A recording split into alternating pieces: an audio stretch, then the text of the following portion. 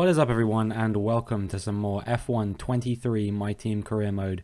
We are going to be at the Bahrain Grand Prix today for round 2 of Season 5 of our Jaguar racing career. Last time out, we were at the Bahrain Grand Prix, and despite the fact that at one point I was leading the race and looking pretty good, unfortunately, it was just a mirage.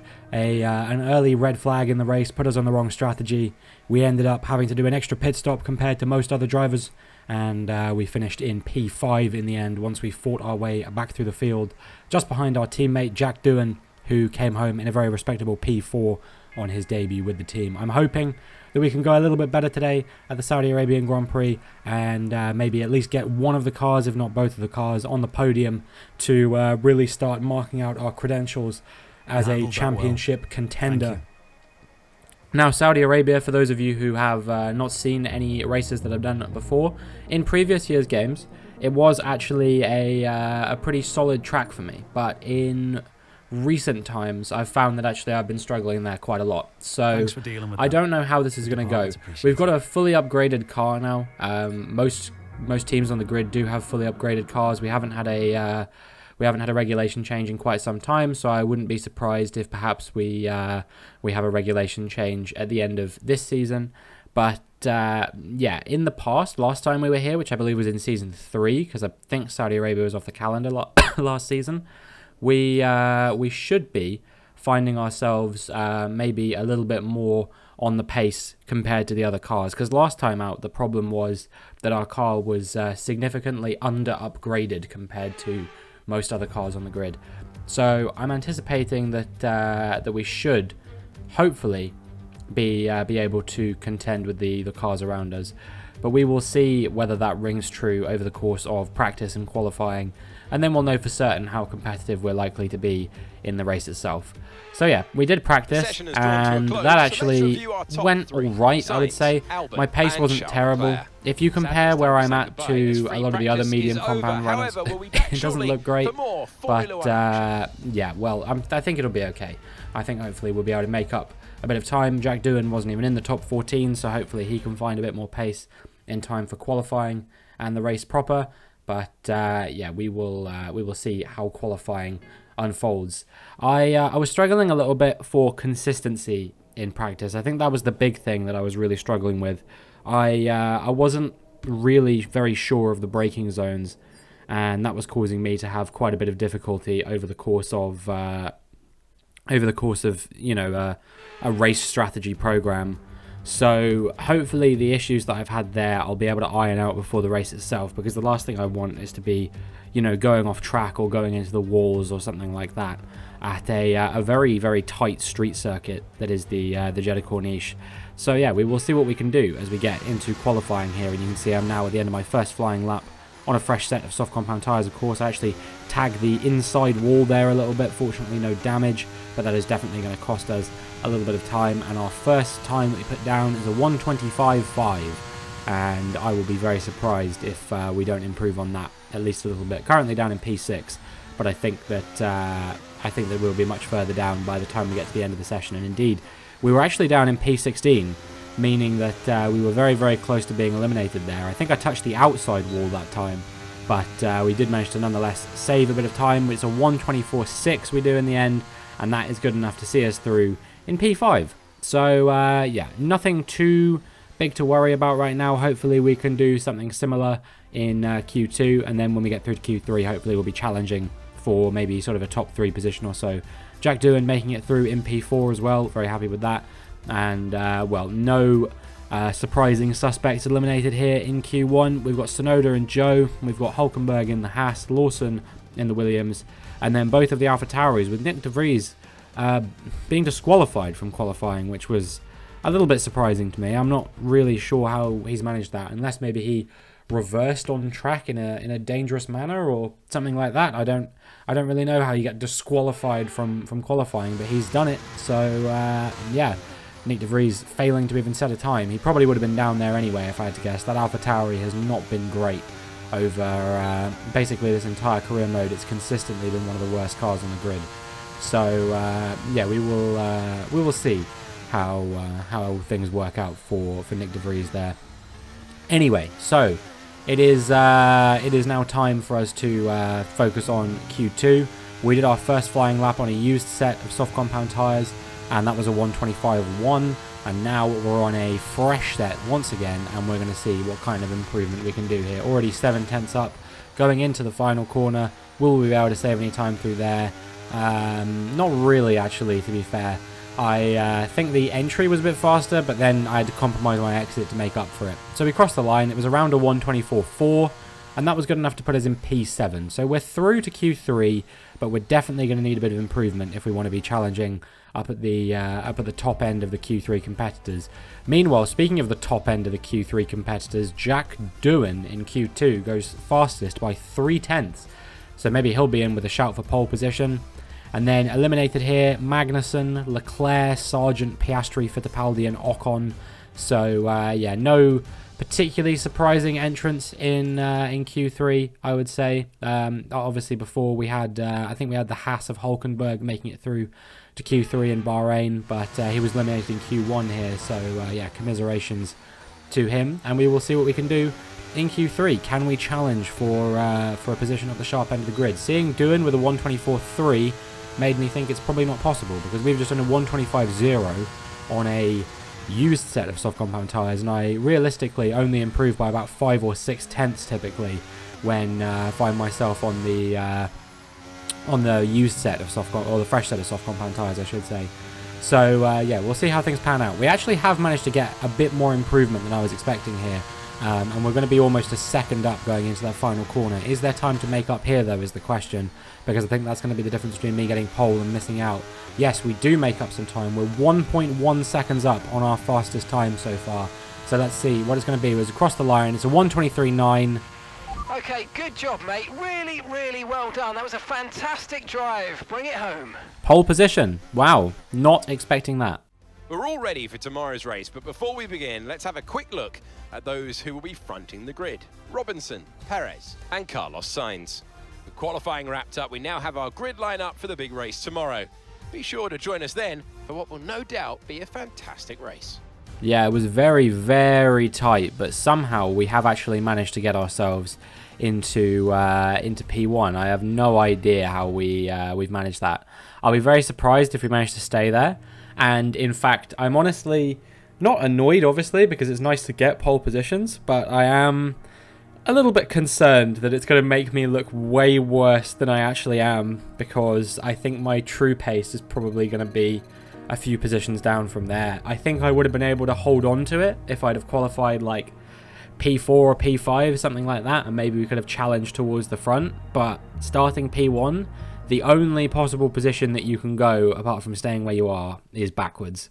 And I kind of get the feeling I'm not going to be able to defend from these guys for an entire race length. But, you know, we will see whether things happen that way or not. I will remain cautiously optimistic, and we will see what we can do as we get into the Saudi Arabian Grand Prix.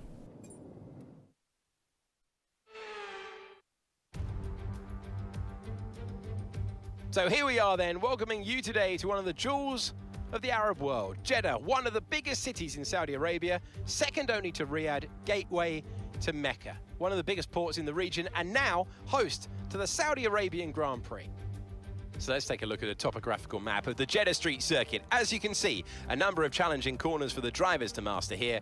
We'll see just how much the teams have benefited from their time spent in practice this weekend. And like many street circuits, this track has the potential to punish drivers that get it wrong. Let's hope we avoid any safety cars today. So with the race not far away from starting, here's what today's grid rundown looks like. Robinson lines up on pole position, edging out Sergio Perez, who lines up P2. As we continue through the rest of the grid today, we have Sainz, Norris, Albon, Doohan, Hauger, Verstappen, Gasly, Magnussen, Leclerc, Sargent, Oscar Piastri, Russell, Fittipaldi, Ocon, Tsunoda, Joe, Hulkenberg, Liam Lawson, Stroll, and Nick de Vries. And with preparations almost complete, let's head down to the track. And Anthony Davidson joins us for this one. and great to have your company. There's no weather to worry about here. What will be going through the drivers' minds as they finish these last-minute preparations? Well, I imagine they'll be starting to feel the adrenaline as they anticipate the rundown into turn one, a bit like preparing to go into battle. The unknown situation will bring nerves, but that's a good thing. It will keep them focused on the moment and on their surroundings as we build towards the start of the Grand Prix. Okay, we've got that relief of having points on the board finally, so let's keep that form up and get another top 10 finish today, please. Well, I am not going to be lulled into the same trap that I was lulled into yesterday of starting on the hards and then there being a red flag early on, which completely ruins my strategy. This time we'll start on the mediums, so if there is an early red flag, we can box and we can switch to a set of hard compound tyres to go to the end. So, well, I say box, I don't know why I said box. We can change the tyres to hards to go to the end. And yeah, we will hopefully, as a result, be able to contend for victory here today.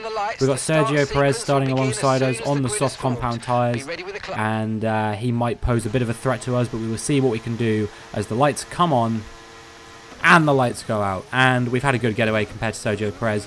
A little slow off the line from Perez, honestly. I think he was coming under pressure here from Carlos Sainz going into that first corner. But he has managed to just about stay ahead in P2. But yeah, you can see that he is way down on us now, and we are quite a few tenths ahead of him now. So hopefully we'll be able to break away. He is on those soft compound tyres, of course, like I said, which I think is going to make things difficult for us to keep him behind. Meanwhile, I think George Russell had a pretty poor start. He's fallen down the order. Jack Doohan is up into P5, which is great to see him all the way up in the top 5, and hopefully he'll be able to continue making his way through the field. Overtaking the Mercedes of Lando Norris would be absolutely fantastic, because we want to try and minimize the impact that Lando Norris can have on this championship, because he was definitely by far my biggest rival last season.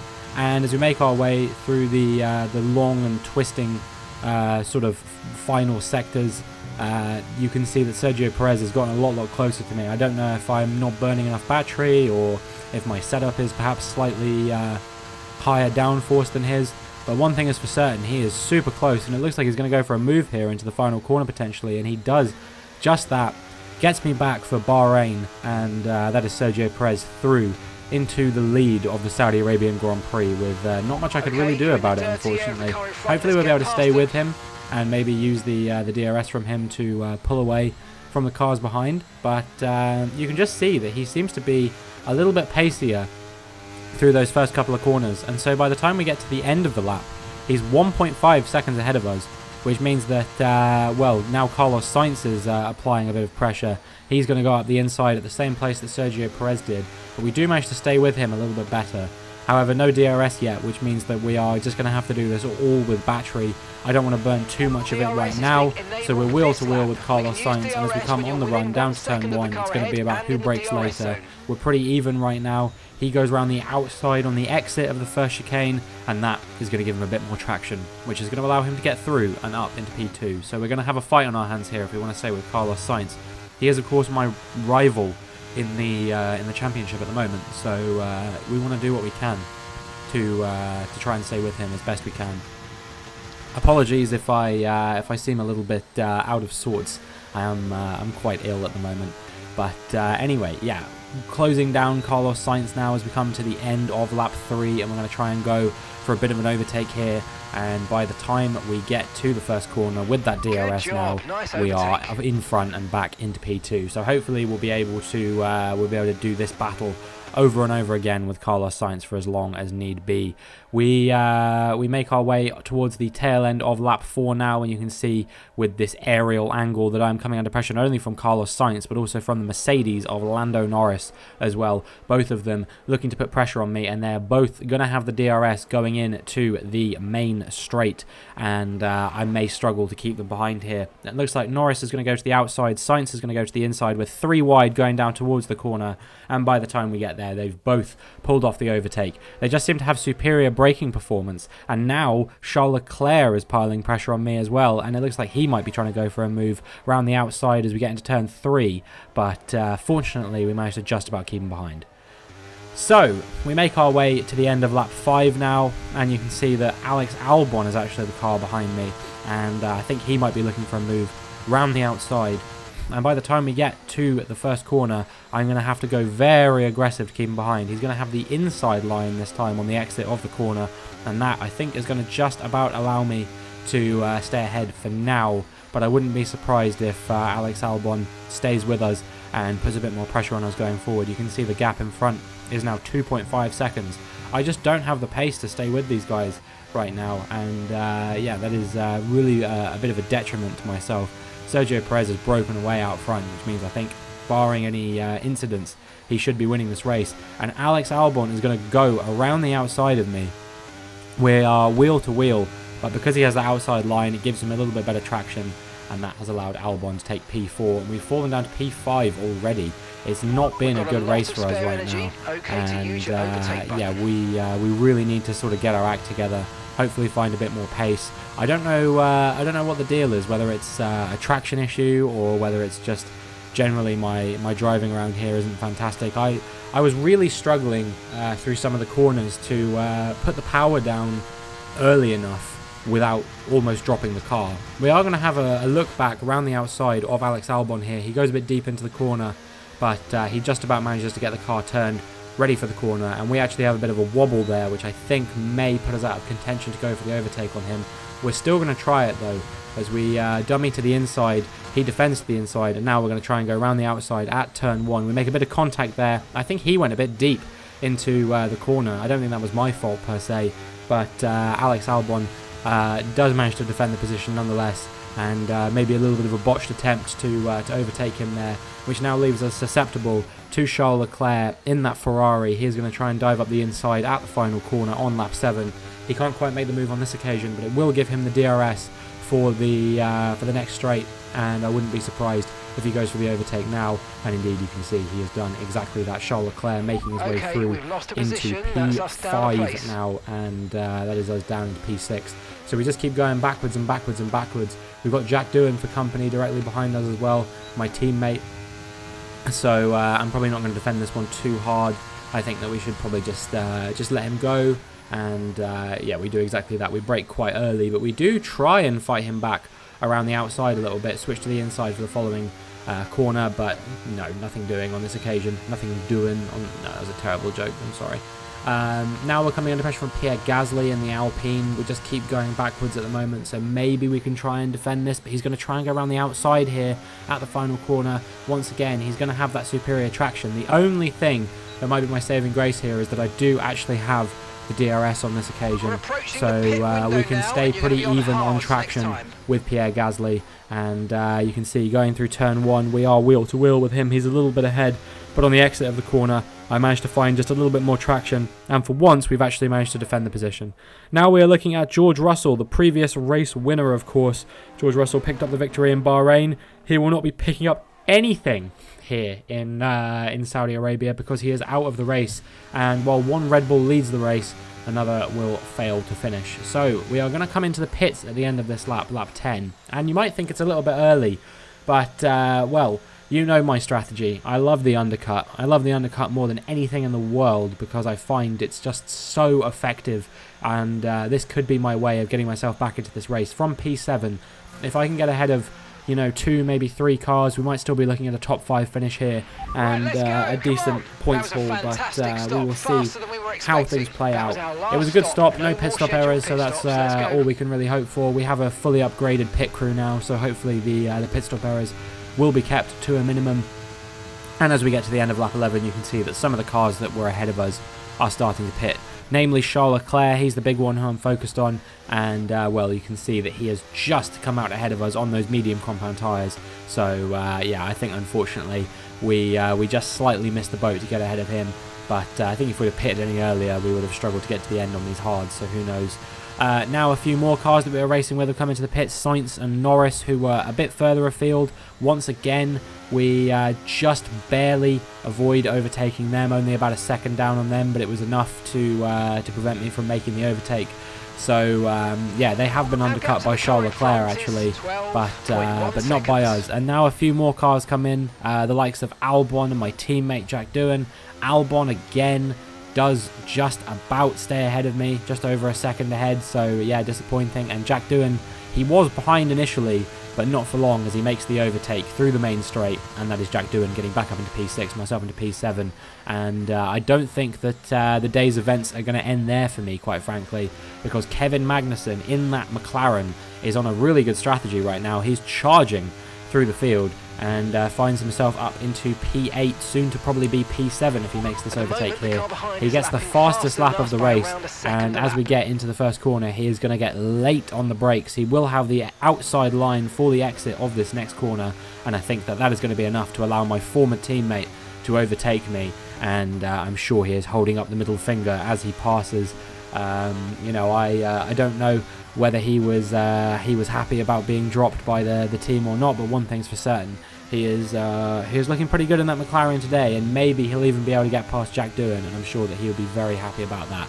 But if he wants to get past Jack Doohan, the first person he's got to look out for is myself, because we're going to try and go for a move back on Kevin Magnussen round the outside at the final corner, but we don't quite make it, and he stays ahead for the time being. We will have another bite of the cherry though with the DRS once again. Dummy him to the inside, move to the outside, and we are going to be a full car length ahead here. We're going to brake nice and early for the corner, and he is going to dive back up the inside. He just has so much more traction on those medium compound tyres, and Kevin Magnussen holds on to P7 for the time being, and I don't think that we're going to be able to keep him at bay, as he now is 4 seconds up the road. And now the Aston Martins are piling pressure on me. Max Verstappen tries to go around the outside at the final corner. It looks like he almost made that move, but Hauger is closing in as well. And if I'm not careful, I'm going to lose out on a points-paying position soon. We've only got a few more positions we can fall before we're out of the points. That would be really embarrassing. From pole position to out of the points would be absolutely devastating. Max Verstappen appears to have made the move now. We'll see if we can stay with him, but I'm not optimistic about this, quite frankly. I think that we're running out of time, and I think we're running out of luck, quite frankly, as well. You know, I think we needed a bit of third-party assistance in order to be able to race here, but it's just not come on this occasion. Dennis Hauger piling the pressure on as well, another former teammate of mine, of course, and he makes his way through and up into P9. So all my teammates, past and present, apart from Enzo Fittipaldi, have overtaken me in this race now, and well, this is certainly turning into a race to forget. Starting in P1, I would have wanted to have done a little bit better than this. But hey, things could still change, because here is Nick De Vries, and there is smoke coming all out of the back of his AlphaTauri, and he will become the second retirement of this race, 10 laps after George Russell retired earlier with a mechanical failure. That Honda engine in the back of those McLarens, Red Bulls and AlphaTauris not doing well today. I'm actually not sure that it's a Honda engine either, right? Because they're called Red Bull powertrains now, I think. But they were initially developed by Honda, I believe.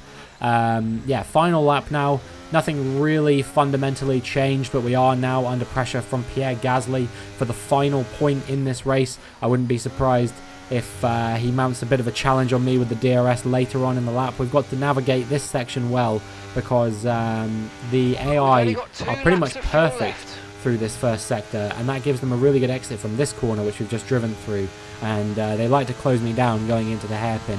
Fortunately, we have managed to keep Gasly at bay on this occasion, and we are still going to be running in P10 for the time being, but we've got three DRS zones to defend in now, because the race obviously does finish across the finish line, which is in a DRS zone as well. So yeah, there are 3 DRS zones to defend from him.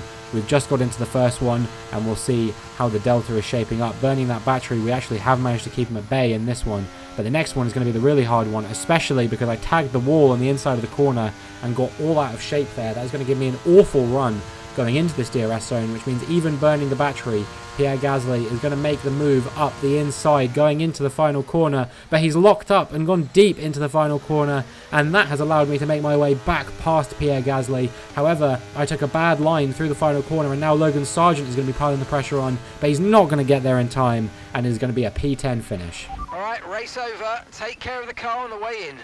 Good lord, that was a stressful ending, but I'm glad we made it in the end. We did get at least 1 point for our troubles there, so we're not going away empty-handed, but it definitely should have been a better race. So as they climb out of the car, the Red Bull team are ready and waiting to celebrate a thoroughly deserved win. Anthony Davidson, what helped them deliver this result, do you think? I think a large part of the result comes down to temperament. They were able to keep their heads when everyone around them was losing theirs, and that's allowed them to get the best out of the car, to maximise the strategy, and to stay out of trouble. Red Bull are our winners today after showcasing some incredible driving. There's been a huge push from them lately to stay competitive with the other teams, and they're certainly proving themselves. Well, Red Bull make it 2 for 2 at the start of the season as Sergio Perez gets a victory here. It's 1 win for Russell, 1 win for Perez so far this season, and Carlos Sainz finds himself up on the podium as well, so a solid result from him. But perhaps the most surprising feature on the podium, Alex Albon again on the podium for the second time this season. He's the only person to have finished on the podium in both races. It's P3 both times, but maybe he will be a championship contender this season. Sergio Perez is now our points leader in the Drivers' Championship thanks to his performance today. And after this round of the World Championship, here's how things look in the drivers' table. Let's focus on driver of the day, Anthony Davidson. Who do you pick? Well, there was a lot of incredible driving out there today, but if I had to pick someone, it's got to be Sergio Perez. Fantastic driving. It's time to check out the constructors' standings. Red Bull pull further ahead in the standings. There is also a strong showing from the Mercedes team today as they make their way up the standings. I'm equal parts exhausted and elated with this weekend of Formula One. Be sure to join us for the next one. Well, another strong finish from Jack Doohan there, keeps us competitive. It's a P5 from him, doing a lot better than me so far this season, but I was hoping for a little bit more, but maybe I shouldn't criticise, given that I was hoping for a little bit more from myself so far this season as well. Only 11 points from the first 2 races. We're going to need to pick up the pace going forward. Next race, of course, is going to be that Australian Grand Prix, which is a circuit that I have done well at in the past, and I'm hoping that the next race will be no exception. But yeah, this one just couldn't get things going, just did not have the pace, especially through that first sector. I was just really struggling to thread the car through that first sector properly, and that just kind of set me up for disaster. It meant that I was susceptible in all of the DRS zones. You know, I wasn't really particularly intelligent through the DRS zones either, I don't think. Upon reflection, I probably should have maybe played a bit more of the DRS chicken that we know and love, because that's probably the best way to defend as many positions as you can. Obviously, in this scenario where I was coming under pressure from 2 cars at once, it wasn't really possible to play DRS chicken, because they would have, you know, they probably would have just overtaken me. You know, it doesn't really work when you're battling with more than 1 car to play DRS chicken, because one of them gets DRS anyway. But in the other scenarios where I was battling cars, it may not have hurt to have played a bit of chicken, and maybe we could have made up a few more positions than we ended up. I just didn't really race with my head today, and I think that ended up being to our detriment. So yeah, I don't know. I think that yeah, there is a chance I could have done a bit better here. But I'm not gonna dwell on it too much. We just gotta refocus, regroup, and think about our approach to the next race. The Australian Grand Prix, it's another circuit which actually, now that it's undergone a lot of changes, is not too dissimilar to this circuit in my opinion. Very fast and flowing in a lot of places, but I do really like it, just as I do quite like this track. And yeah, I'm sure that we will be able to get a little bit of a better result. Of course, it's our teammate's home Grand Prix as well. Jack Doohan, the Australian driver, I'm sure that he will want to put in a good performance at home. And well, I can think of no race that would be better for him to bag his first victory in Formula One. But we will no, it's not his first victory. Obviously, he got the win in France as well. But his first victory for Jaguar, I should say. So yeah, we will see whether he can do that, or whether we can maybe ruin his day and get ourselves our first victory of the season, because Lord knows that things are not going great for us at the moment. Only 11 points from the first couple of races, we need to improve, and we need to improve fast. But nonetheless, you know, things could be going a lot worse. We've had 2 points finishes with both drivers in the points. So yeah, we can still mark out our Constructors' Championship hopes. And that is going to be it for this video. So if you enjoyed, please make sure you like and subscribe, and hopefully I will see you in the next one.